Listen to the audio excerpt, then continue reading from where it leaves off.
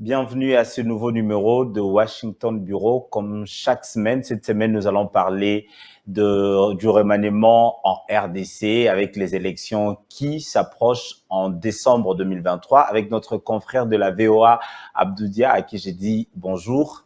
Bonjour Gabriel. À 9 mois de la prochaine présidentielle en RDC, un remaniement du gouvernement a été annoncé dans la nuit du jeudi 23 au vendredi 24 mars. Maintenant, en fonction, le Premier ministre Jean-Michel Sama Lukonde, mais aurait dessinant l'équipe ministérielle. Parmi les nouveaux poids lourds du gouvernement figure à la défense l'ancien vice-président de la RDC de 2003 en 2026, Jean-Pierre Bemba, ex-chef de guerre. Jean-Pierre Bemba avait été condamné à 18 ans de prison par la Cour pénale internationale pour des crimes commis en République centrafricaine avant d'être acquitté en appel en 2018 au terme de 10 ans d'emprisonnement. Autre retour en grâce, Vital Kamerhe, ancien directeur de cabinet du président Félix Antoine Tshisekedi, condamné en 2020 à 20 ans de prison pour détournement de fonds avant d'être acquitté en appel en 2022 et nommé à l'économie au rang, lui aussi, de vice-premier ministre. La stratégie a le mérite de la clarté, même si elle a créé la surprise à Kinshasa. Alors la première question est de savoir quelle lecture faire de la mise en place de ce nouveau gouvernement? Alors oui, merci Gabriel. Alors pour nous, en tout cas, médias international qui suit un peu l'actualité en dehors du pays, il est clair que ce qui frappe à première vue, c'est la nomination de ces deux poids lourds que vous avez mentionnés, à savoir Vital Kamerhe, qui occupe le portefeuille de l'économie, mais également de Jean-Pierre Bemba à la défense. Deux poids lourds, mais qui sont quand même des alliés du président Tshisekedi, c'est important. Donc, de l'avis disons, de l'analyste qu'on a eu aujourd'hui, c'est à peu près normal de s'attendre à cette nomination. Par contre, certains pourraient y voir une renonciation de leurs propres ambitions présidentielles parce qu'ils ont la carrure et la stature de se présenter aux prochaines élections. Bon, quoi qu'il en soit, pour nous autres, en tout cas, l'intérêt, c'est de voir ces deux grosses pointures intégrer ce gouvernement à 9 mois de la présidentielle, ce qui signifie, en d'autres termes, que le président Tshisekedi est déterminé à resserrer les rangs dans sa coalition et d'aller à la conquête des électeurs, malgré les antécédents judiciaires que vous avez mentionnés de ces deux personnalités. On ne devrait pas aussi, disons, négliger le poids électoral de ces deux, Vital Kamerhe et donc Jean-Pierre Bemba, qui sont issus de bastions électoraux très importants dans la carte électorale de la RDC. Alors, comme je l'ai dit, Jean-Pierre Bemba, c'est un ancien chef rebelle qui connaît au moins très bien les rouages de l'armée congolaise. Pensez-vous que son arrivée à la tête de ce ministère peut donner un ton positif à l'armée congolaise pour pacifier particulièrement la partie est de la RDC? Je pense qu'il est clair que c'est en tout cas peut-être la volonté du président Tshisekedi qui l'a nommé, vu son background, le fait qu'il ait été chef de milice, pas n'importe lequel. Donc malgré, il faut signaler, donc sa condamnation était plus liée à une question de subordination de témoins, mais son expérience sur le terrain a certainement été un des facteurs déterminants dans son choix.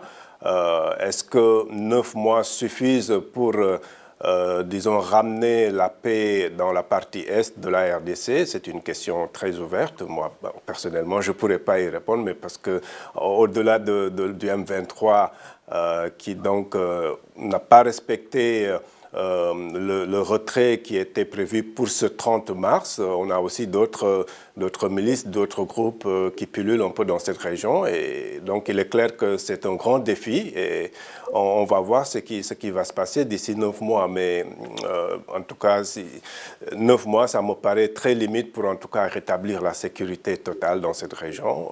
Maintenant, on va voir s'il y aura des gains. N'importe quelle victoire est, à mon avis, importante à ce stade pour la RDC et pour redonner confiance aux troupes, ça c'est clair. Alors, la RDC connaît depuis un moment une crise économique qui ne dit pas son nom, l'inflation monétaire avec comme conséquence la flambée des prix sur le marché.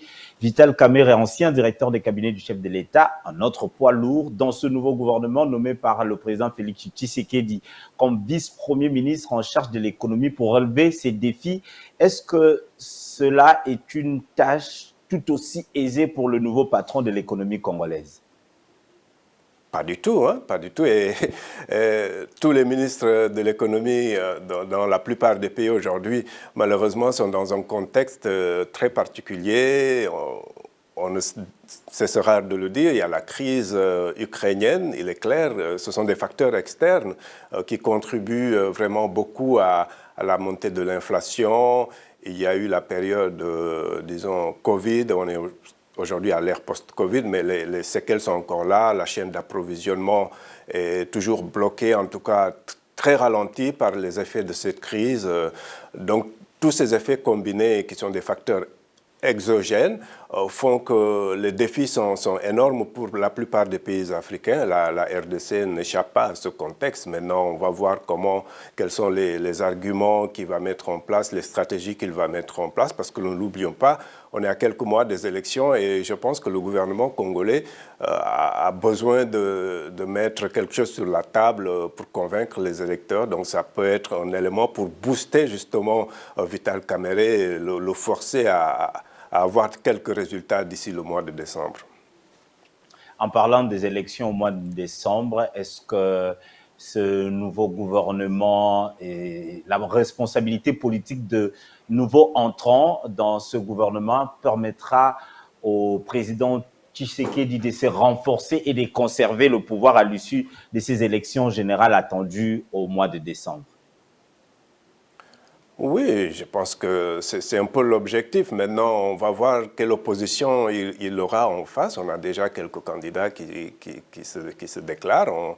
On va voir si l'opposition pourra vraiment apporter la réplique pour l'empêcher d'avoir ce second mandat. D'autant plus qu'il ne faut pas oublier, je pense, si je ne m'abuse, on est toujours... la RDC est encore l'un des pays où il n'y aura pas de second tour. Donc, il suffit d'une majorité simple au président pour rester au pouvoir. Maintenant, est-ce que l'opposition, en ayant plusieurs candidats, ne va pas faciliter un peu la tâche au président? Je ne sais pas. Mais moi, étant un peu loin du pays, je ne peux avoir qu'un point de vue, disons, un peu externe. Mais moi, je me dis que souvent... Pour parler de façon plus globale, en Afrique, quand on est le président sortant, on a un peu plus de chance, on a une certaine longueur d'avance sur l'opposition, surtout s'il n'y a pas de second tour, ça c'est clair. Avec la situation sécuritaire précaire, comme on l'a dit tout à l'heure, et une économie fébrile, pensez-vous que le gouvernement ne trouvera pas d'excuses pour reporter ces élections prévues au mois de décembre?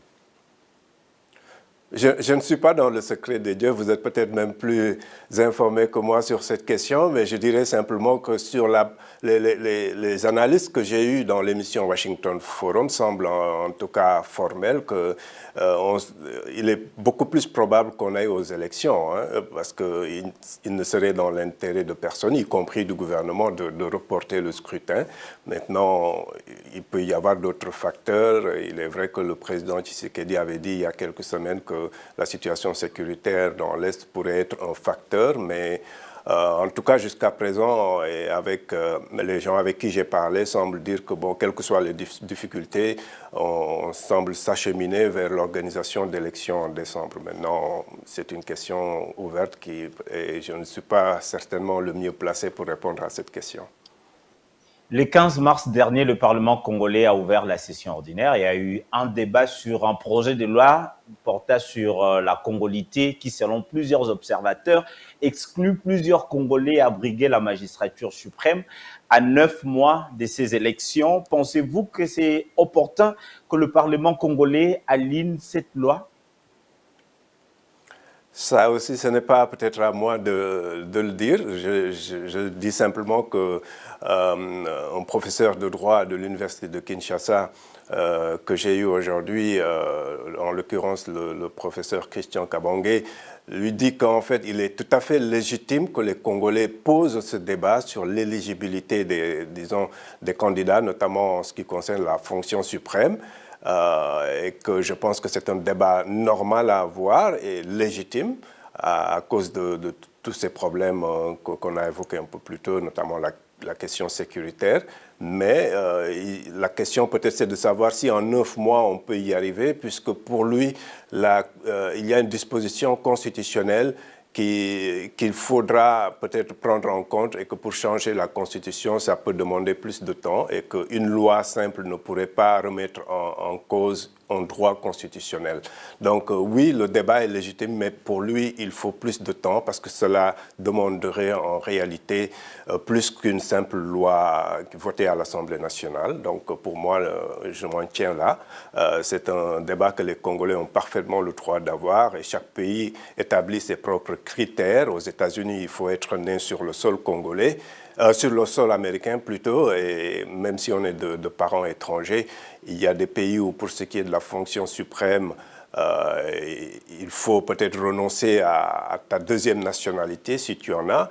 Et je dois aussi dire que au Congo, ce n'est pas vraiment nouveau puisque dans les années 80, sous Mobutu, cette disposition existait pour ce qui est de la fonction présidentielle. Et on m'a rappelé aujourd'hui, l'un de mes invités l'a rappelé, que pour diriger la Banque centrale congolaise, il faut être exclusivement de père et de mère congolais. Donc, il y a ce débat, c'est vrai, il est important, mais c'est peut-être à cause notamment du contexte électoral qui fait que, bon, il y a des suspicions que l'objectif final, c'est d'exclure certains candidats, mais apparemment, ce n'est pas un discours c'est pas un débat qui est nouveau en RDC. Est-ce que vos invités de Washington Forum pensent qu'il faut craindre que cette loi puisse diviser les Congolais? Oui, je pense que tous les trois invités que j'avais sont d'accord que c'est un débat très controversé et qui divise, certainement à cause du contexte préélectoral. Mais je pense qu'ils sont également d'accord que c'est un débat que les Congolais peuvent mettre sur la table et de trouver la meilleure formule. Peut-être l'inquiétude, c'est de s'assurer en tout cas que certaines communautés ne se sentent pas exclues ou visées. Mais autrement, c'est un débat, je pense, congolo-congolais et je pense que chaque pays a le droit de déterminer ses règles en ce qui concerne a le droit de déterminer ses règles en ce qui concerne donc l'éligibilité sur certaines fonctions, notamment la présidence ou le Sénat ou le chef des armées. Ça, c'est vraiment des questions intérieures et chaque pays devrait avoir, disons, cette souveraineté de décider. L'essentiel, c'est que ça ne soit pas pour viser certaines communautés ou pour certaines personnes. En tout cas, c'est l'impression qui est un peu ressortie de cette émission que j'ai animée aujourd'hui. Merci beaucoup, Abdou, pour toutes ces précisions. On se retrouve la semaine prochaine. Voilà, c'est moi qui vous remercie.